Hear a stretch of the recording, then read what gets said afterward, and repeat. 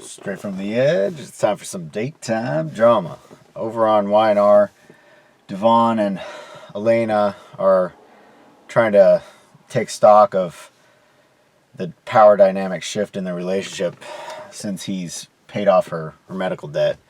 And they're trying to really move forward by talking to different people. So Devon goes and talks to Mariah, and of course she tells Devon that you're in the wrong here, and you know, I know you meant well, but a lot of people don't understand the whole money thrown around, and it's going to be somewhat difficult for somebody who's as independent as Elena, and that he needs to really try to show her that his real intentions are to help her out and not affect their intimate relationship. So, of course, Elena heads over to talk to Nate and get some more perspective. And Nate does a really good job of saying that his cousin, you know, is trying to pay it forward, and that it really has to do with something that has come from his past, and with Neil and Mrs. Chancellor, and that that she should kind of reevaluate a little bit. So of course the two of them meet up, and they come to some terms as far as maintaining the independence and not having it weigh in one way or the other. And it's going to be some learning curve, but considering how independent she is, and rightly so, that she wouldn't want to feel indebted to someone that she's, you know, falling for. So real nice, sweet stuff. So Mariah has a grand idea that she wakes up to help Tessa with, you know, her music aspirations, you know, out in the world. And, you know, it turns sideways really quick. She has the idea, of course, to do some candid type video of Tessa, you know, playing in the park and different places. And so, you know, she meets at Crimson Lights with Anna and Tessa, so Mariah and Tessa, and run it by her, and they're all excited, of course, mainly Mariah. Tessa's not quite sure what to think yet. And of course Kyle comes in, and he's working with all the influencers for the Jabot Collective, and you know, pushing product and all that sort of stuff. And so he's looking at it from an angle of business, that, you know, there's synergy between all of these things going on, where you can get a lot of momentum. And so Mariah kind of just goes with it, even though she kind of does take a second thought for a second, realizing maybe that was a misstep. Which, you know, if you think about what Tessa is trying to do with her music, she's trying to be really raw, really fresh, and not go with all the trends, and just carve her own path. And so, you know, they kind of go into the pitfalls, because she should be going. Mariah had the right idea when she started, that it should be somewhat organic, to get awareness about Tessa and her, you know, her musical talent and chops. And I mean, she was, prior to meeting everyone in Genoa City, you know, playing on the streets, and you know, she's definitely paid her dues as far as doing everything. So they need to showcase that part of her. But instead, you know, they kind of went with the whole lens flare. It's overdone, you know, kind of cliche sort of stuff that people who are going to gravitate towards Tessa might be kind of turned off by, because they're going to feel that it's kind of a fake, phony thing that's manufactured. And if they wanted to go a music video route, that would be fine to do. But you're trying to make it seem organic. And I think they probably could have done it organic and had it work, had they not tried to level this thing up so quickly and try to get it to go viral. And Devon certainly sees through that really quickly when he comes back, and tells Anna that he's disappointed that she kind of went ahead with this without talking to him. And, you know, she's only recently reunited back with Tessa in the business arrangement. So they're getting just a little bit ahead of themselves, and he's saying to not release this stuff. But he's seen it as like, well, wait. You have Kyle horning in with his business, and it could hurt their brand of what they're trying to do with Tessa. So, you know, he's got a lot of foresight on this, and seeing that it seems kind of cheap a little bit to him. And even though Anna's trying to say that they're trying to be raw, and if they really did carve that out well, it could work. But they got to choose which way they want to go. So it's going to be fun to see, and they're certainly showcasing a lot of the stuff that goes on behind the scenes for music, and trying to put people out so that people can figure out who they are and whatnot. But good stuff on the writer's part, just pulling all that together. So Adam, you know, he files and has Nick served papers to get Christian back. And Nick just can't even believe that he's going to go this far, considering everything that they've recently done for Adam, getting him back, getting his memory back. And Nick heads over and he tells Sharon, he's like, I can't believe this. And she feels guilty because she's the one that got Adam to come back. And he says, don't feel guilty. You know, you couldn't have predicted this. And you did it with the best intentions and whatnot. So he's not upset with Sharon. But Sharon, of course, heads over to Adam, and she's like, I can't believe you would abuse all the people that care about you, and you're just trying to, you know, divide and conquer everybody and just pit everyone against each other. And you're trying to go about getting anything that you want, no matter the cost, and realizing that most of these people really do care for you on some other level. Maybe they're not outwardly showing it because of all the anger they have about stuff you've done in the past and are currently doing. But she said she just doesn't even know him, and it kind of shook him a little bit. And, you know, they were firing back and forth just a little bit, but Sharon was just really strong on that, and it was just nice to see them pull all that together. And so he's going to have to do some, hopefully, self-examination, considering Sharon was one of his staunch supporters. And, of course, Nick wants to warn Chelsea that Adam might come after Connor, and so he leaves a message about that. So it appears that she's going to be coming back into town next week, Melissa. So excited to see all that unfold. It's been about maybe a year and a half, 2 years. So a lot of cool stuff coming that way. And just the dynamic between the brothers fighting, and I guess with Adam, he's not grateful and appreciative of everything that Nick has done to look after his son. And he, you know, essentially he entrusted him to watch both sons when he was in prison, or well, on trial, before he'd gotten blown up by Chloe. So, you know, he just went about this whole thing with Nick in the wrong way, and just rubbed him all in the way that would make Nick flare up and be protective. So, and Victor, you know, he tells Adam as much about, like, you know, look at all these people who've done things for you in the past and now, and I don't rarely give second chances to people, and you actually got that, and you're just spitting in my face, essentially. And Adam's saying that essentially he's exactly like him, and that the difference is, though, that he's not going to listen to Victor. And Victor, of course, says, you know, the difference is that I take responsibility for my actions, and, you know, he has some ownership of blame, you know, on stuff he's done, and he at least does some self-examination, whereas Adam seems to not have that compass going for him at the moment. But it's going to be interesting to see, you know, what that dynamic does, because of course Adam, he gets kicked out by Victor, so to speak.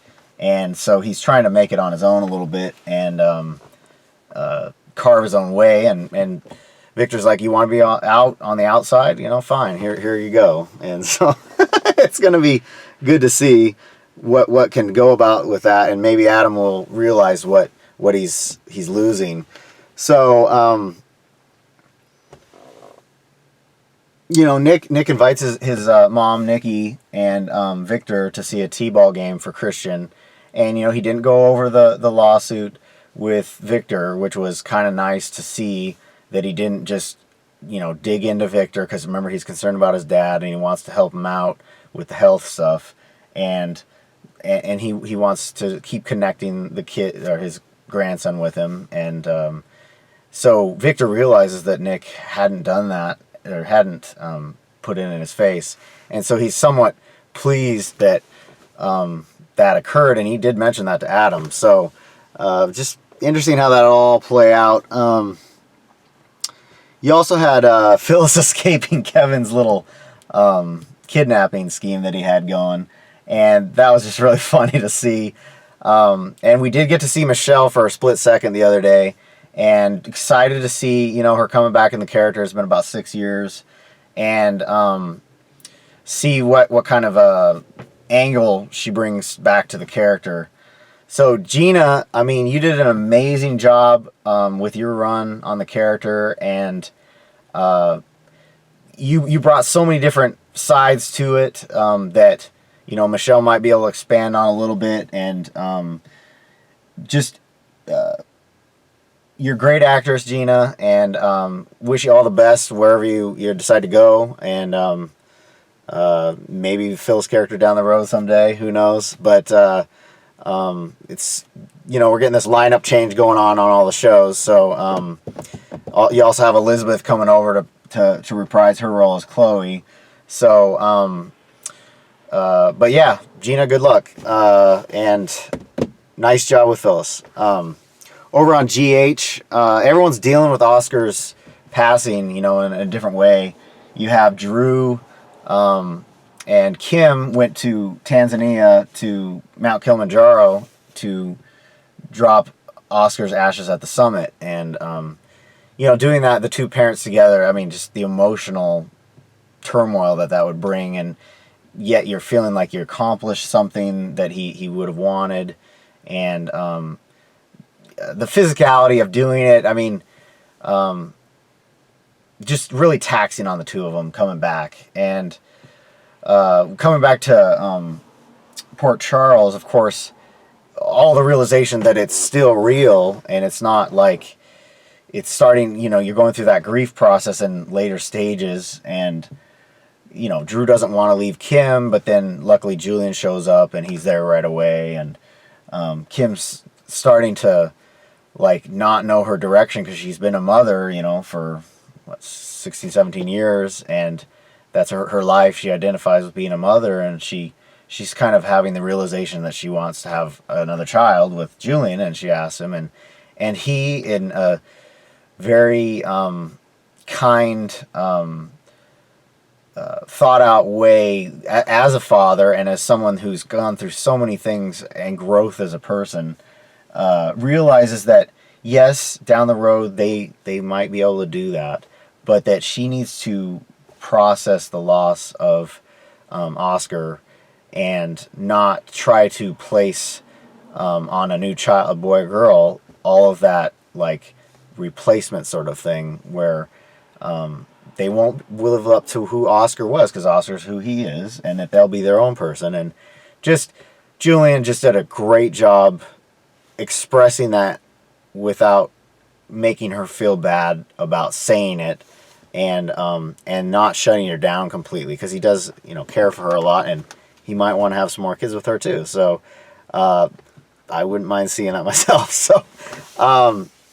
So Drew, you know, he's kind of meandering around too, not sure what to do, and neither one of them really slept since they gotten back, running on all this adrenaline and processing the loss. And there's just no way to really move on from losing your child.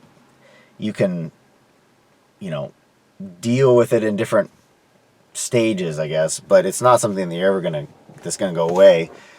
So he ends up seeing Margaux Dawson, and of course, Elizabeth's moving over to Young and the Restless, and so she's leaving here, and she's departing, and she says to Drew that she apologizes about kind of trying to entrap him with the whole Jason thing and the memory thing and the flash drive, but she really had true feelings for him, and he's saying that she didn't need to apologize again, but thanked her for the stuff she did after that. And so while they were speaking, though, you saw a nurse overhearing what they were talking about, and so most likely she's a Dawn of Day disciple out there, and so you're not really quite sure what Shiloh's motivations are getting Drew's memory back or not getting it back, because they were in special forces together.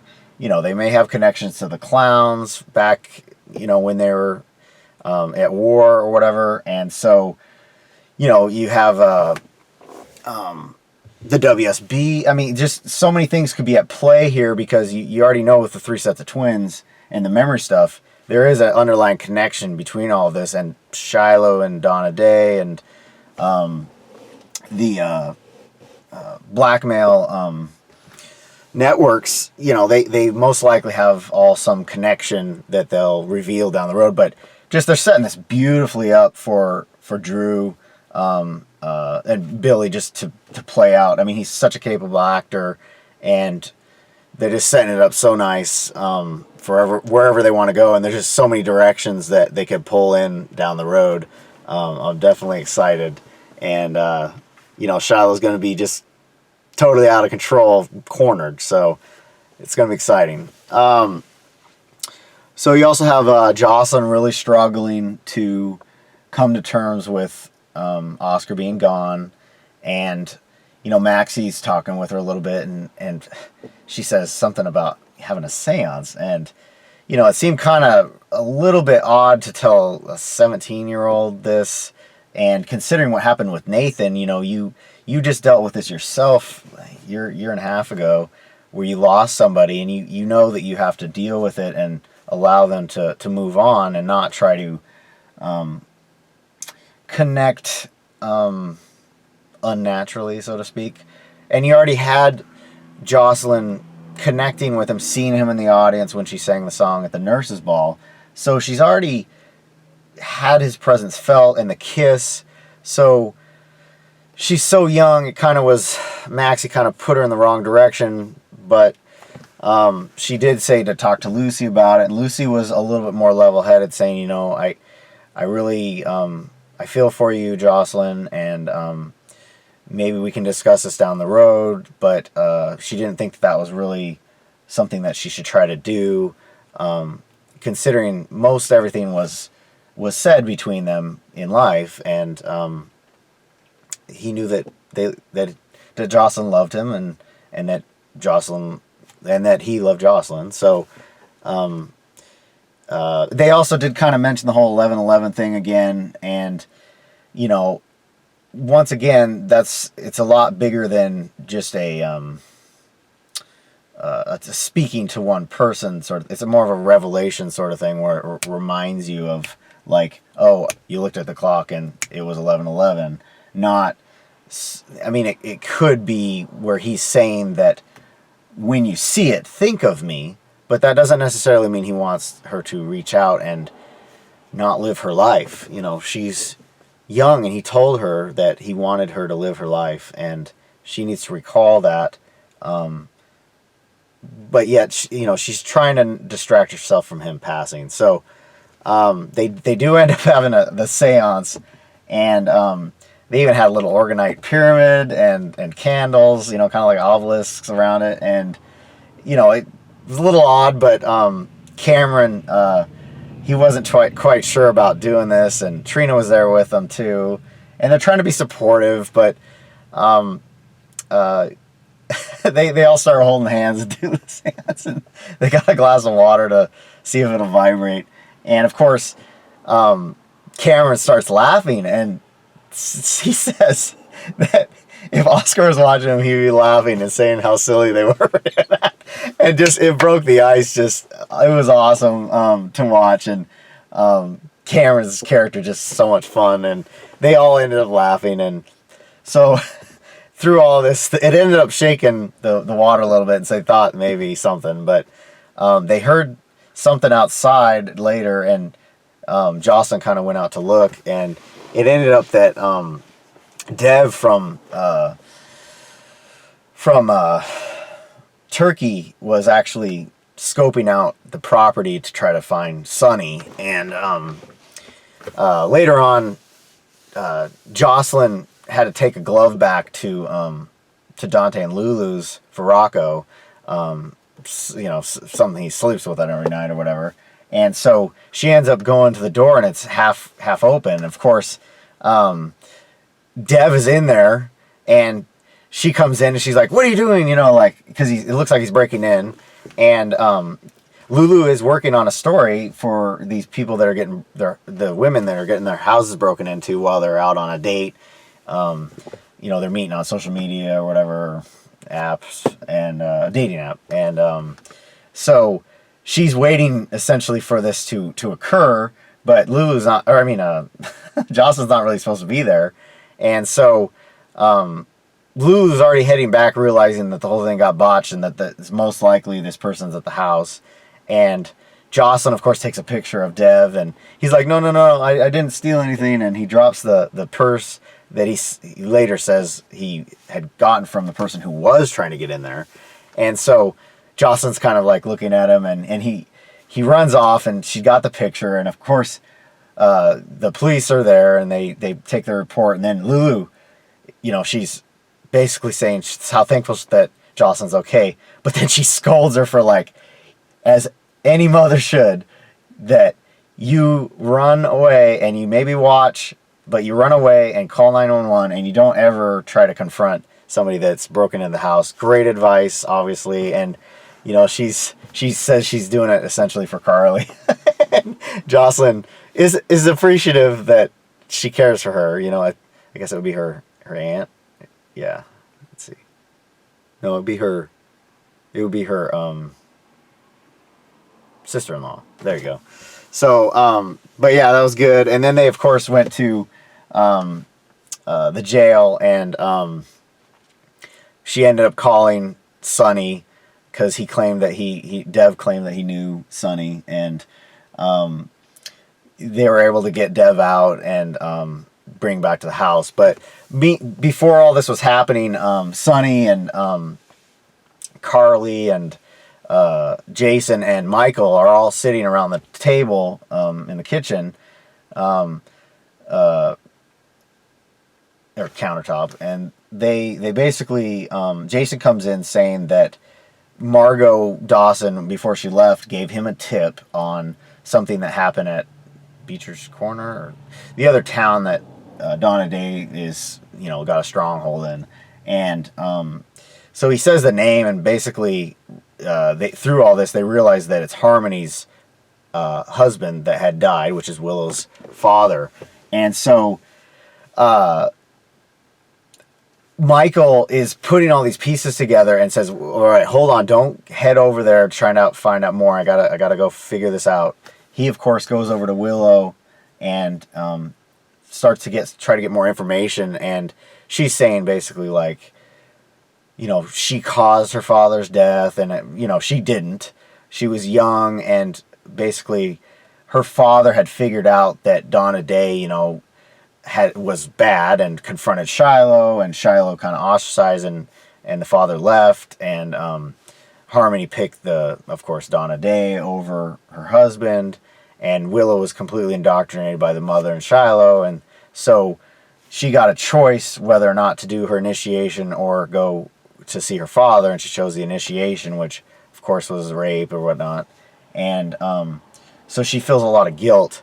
And then when she did get to go find her father, of course the door was cracked at whatever apartment he was at, and in a bathroom with a needle in his arm. So of course they're trying to say it was a drug overdose, but most likely with the cult and Donna Day and Shiloh, you know, this is a blackmail ring network, and you know, he most likely got suicided, and so they're gonna have to basically try to do some more digging, because this guy, you know, most likely was knocked off by Donna Day and not a drug overdose. So it'd be maybe good for Willow to some extent to let go of that guilt, knowing that her dad did so much to try to help them get out, and just wasn't able to get over that hurdle, but made the effort. And I would think that's where the story should and would go. We'll find out. But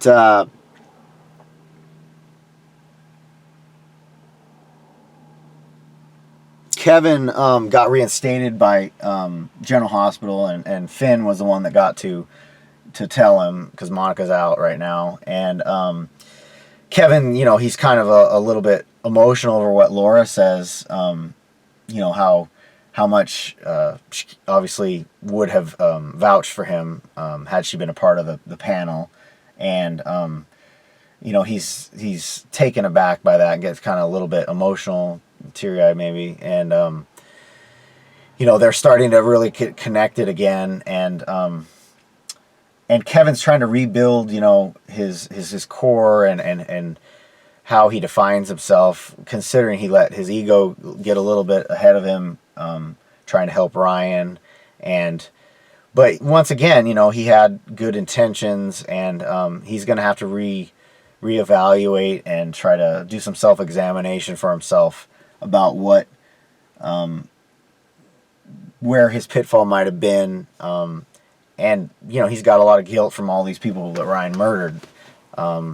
So he's got a long way to go, but he gets his office back. And, of course, Neil comes to seek some help from Kevin, because, you know, he's trying to help out Alexis, but he knows that he can't really talk about his personal life to help her through it. And so he's trying to get some additional advice from Kevin.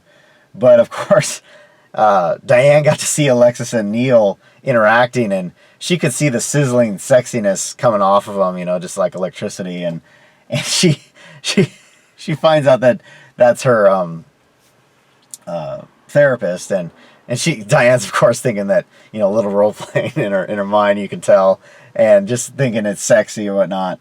And Alexis is trying to play it off a little bit, but she knows that she really does like Neil. And you know, down the road, they're not going to be able to help themselves, and she'll maybe find somebody else with the therapy and just move on to Neil. But it's going to be exciting for them.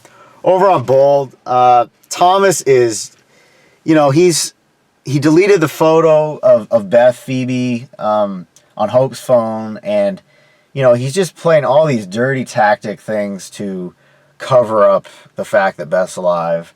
And he's getting completely obsessed, way beyond any kind of reasonable lust that somebody might have. And, you know, it's going to be to his detriment, because he almost seems like not even the same person in his rationality. And, you know, it's destruction, self-destruction that's going to cause for himself.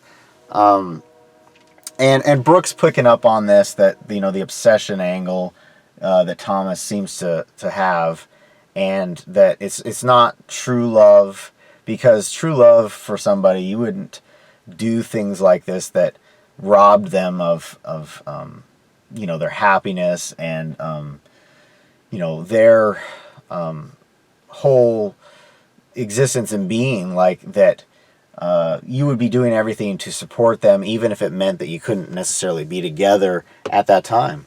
And, you know, Thomas just, he's so centered on Hope and her being with Douglas as a mother, that he can't see sight of where the end result is going to be, where he's going to end up losing a lot and hurt Hope in the process. So, you know, Zoe and Xander, you know, they're continuing to talk about Beth, and they're at Forrester, and of course Emma overhears everything that they're talking about, and she can't even believe that they would keep this secret, and she knows that Xander wouldn't do this under normal circumstances. She blames Zoe, of course, because she's more, they're both interested in Xander, and that's not really Emma's core reason for it. She's more probably in line with Xander's demeanor and temperament than Zoe is, and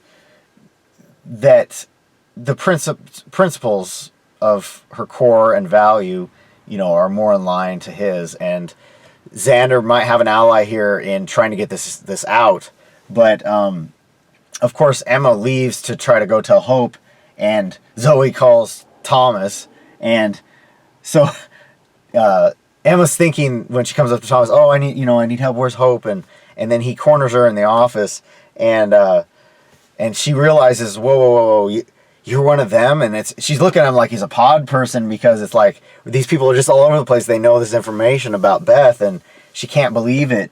And of course he's just overbearing on her, and he grabs her arms and he's kind of shaking her, saying like, you can't say anything to Hope about this, and just completely abusive, and using essentially kind of his authority there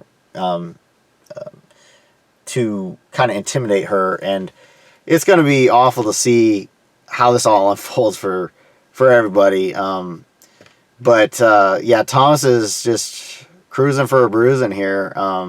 When this all blows up, it's going to be no good for him. So anyway, but the truth's going to come out. I mean, that's how this plays out. So anyway, keep on researching.